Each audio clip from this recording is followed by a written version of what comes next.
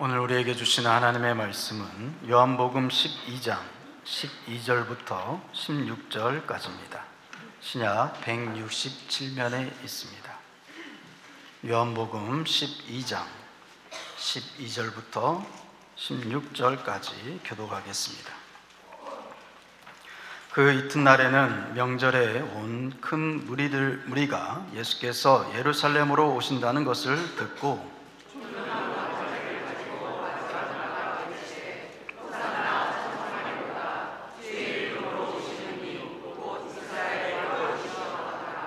예수는 한 어린 나귀를 보고 타시니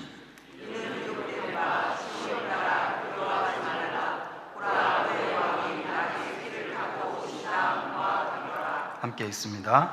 제자들은 처음에 이 일을 깨닫지 못하였다가 예수께서 영광을 얻으신 후에야 이것이 예수께 대하여 기록된 것임과 사람들이 예수께 이같이 한 것임이 생각났더라. 아멘. 오늘은 2025년 종려주일입니다.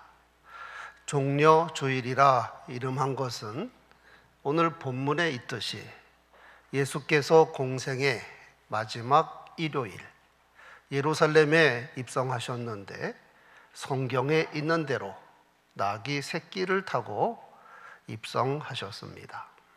이때 많은 무리가 입성하시는 예수님을 향하여 종려나무 가지를 꺾어 흔들면서 호산나 찬송하리로다. 주의 이름으로 오시는 이 곧 이스라엘의 왕이시여 이렇게 환호했기 때문에 종려주일이라 부릅니다. 성경에서 종려나무는 대추야자나무를 의미합니다.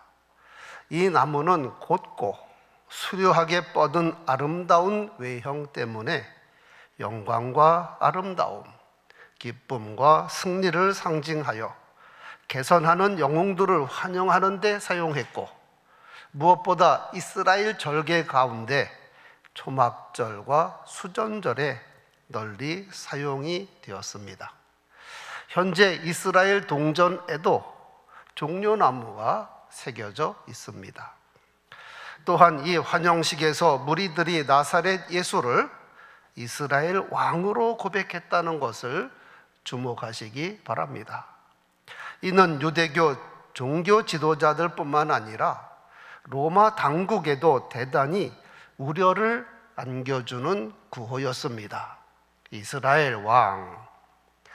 예수께서 나귀 타고 예루살렘에 입성하신 것은 꼭 한 번 있었지만 우리는 종려주일을 맞이할 때마다 나를 위하여 고난당하기 위하여 입성하신 예수님을 높이 찬송하며 중심으로 영접해야 할 것입니다. 그런데 우리는 본문의 무리를 보면서 예수를 믿되 정말 바로 믿어야 하는구나, 주님께 찬미하되 바른 믿음으로 찬송해야 한다 하는 사실을 깨닫게 됩니다. 우선 이들이 예수님을 향하여 열렬한 환영을 했다는 것은 대단한 일입니다. 왜냐하면 당시 예수를 따르는 것이 결코 쉬운 일이 아니었기 때문입니다. 당시 예수를 그리스도로 시인하는 자는 유대교에서 출교하기로 결의하였습니다. 유대인으로서 유대교에서 출교를 당한다 하는 것은 사회적으로 신앙적으로 완전히 버림을 받는 겁니다. 이거 생각할 때 예루살렘에 입성하시는 예수님을 향하여 큰 무리가 호산나 호산나 외치며 환영한 것은 대단한 일입니다. 예수님의 예루살렘 입성 환영식은 사복음서가 모두 기록하고 있는데 이 사건을 종합하면 나귀 새끼는 빌려온 것입니다. 스가랴 9장 9절 말씀을 이루기 위함입니다. 시온에 따라 크게 기뻐할지어다. 예루살렘에 따라 즐거이 부를지어다. 보라, 내 왕이 내게 임하시나니 그는 공의로우시며 구원을 베푸시며 겸손하여 나귀를 타시나니 나귀의 작은 것, 곧 나귀 새끼니라. 이렇게 예언하였고 이 말씀대로 예수께서 성취하셨습니다. 또한 제자들과 무리들이 자기의 옷을 벗어 나귀에 얹고 길에 깔아드렸으며 많은 무리들이 열렬히 예수님을 찬미하였습니다. 분명히 예수님을 이스라엘의 왕이라고 고백합니다. 여기에 모인 무리의 수가 많았고 그 소리가 엄청났으니 바리새인들이 예수님께 항의하기도 하였습니다. 선생이여, 당신의 제자들을 책망하소서. 예수께 찬송하는 것이 못마땅하여 그들을 조용히 시키라는 겁니다. 이에 예수께서 대답하시기를 만일 이 사람들이 침묵하면 돌들이 소리를 지르리라. 이상으로 호산나 찬송한 무리들의 긍정적인 측면을 살펴보았습니다. 그런데 그들의 열렬한 환영이 긍정적인 측면만 있을까? 불행하게도 그들의 찬송과 환영이 온전한 것이 아니었다 하는 사실입니다. 16절에 보니까 예수께서 나귀 새끼를 타고 입성하신 것이 구약 성경에 이미 예언되어 있었다는 것을 그들이 전혀 알지 못했습니다. 제자들도 당시에는 이 일을 깨닫지 못하였다가 예수께서 영광을 얻으신 후에야, 즉 부활하신 후에야, 아하, 이것이 예수께 대하여 기록된 말씀이구나, 사람들이 예수께 이같이 한 것임이 생각났더라. 아, 우리가 한 것이 이미 스가랴 예언이 되어 있었네. 우리가 호산나 외치면서도 그분이 진정 메시아인 것을 모르고 찬송했구나. 만약 그들이 예언 성취임을 알고 했다면 그 의미가 더 컸을 텐데 하는 생각을 하게 됩니다.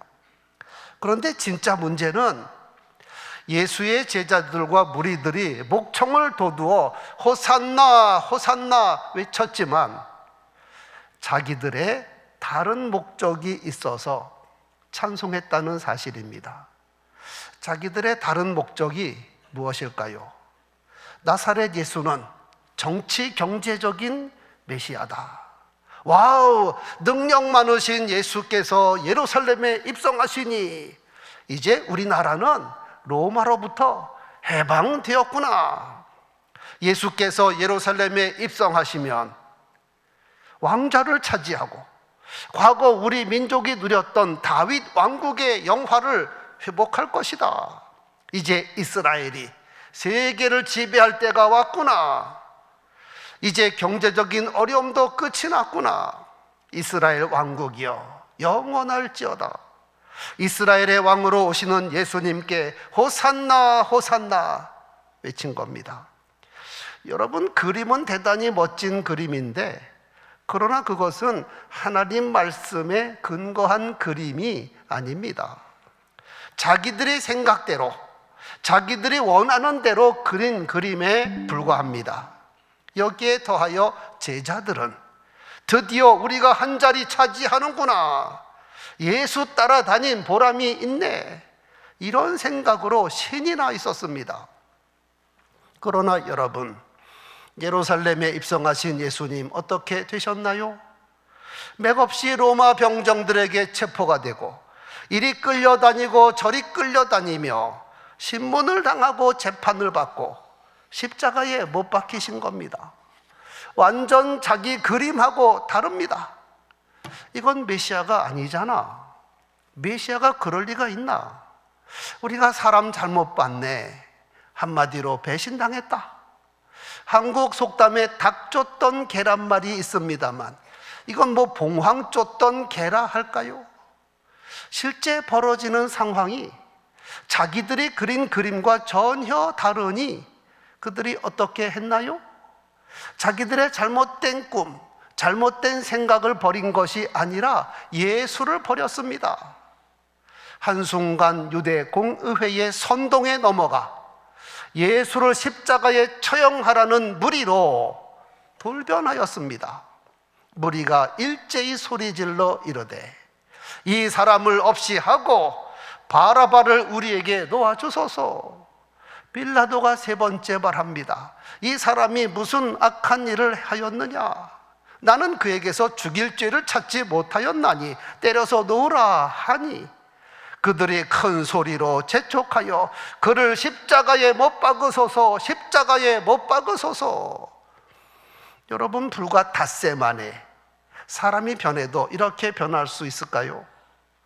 주일에는 호산나 호산나 이스라엘의 왕이여 소리 높여 외치고 찬송하더니 금요일에 더 큰 목소리로 그를 십자가에 못 박으소서, 십자가에 못 박으소서 외치다니요.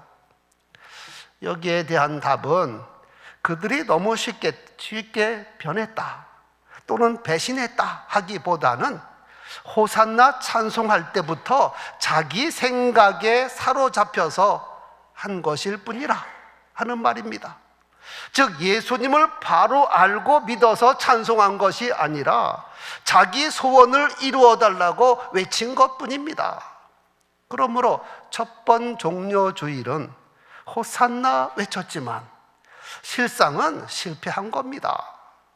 예수를 구약이 예언한 메시아로 믿고 찬송했어야 하는데 예수를 자기들이 원하는 정치 경제적인 메시아로 알고 찬송했기 때문입니다. 성경이 그려준 메시아에게 찬송한 것이 아니라 자기 필요에 따라 그린 메시아에게 찬송한 겁니다. 잠언 16장 1절에 이런 말씀 있습니다. 마음의 경영은 사람에게 있어도 말의 응답은 여호와께로부터 나느니라. 성경이 기준이요 예수님이 기준이어야 하는데 자기 자신을 기준으로 호산나 외친 겁니다. 그렇다면 2025년 종려 주일에 우리는 실패해서는 아니 되겠습니다.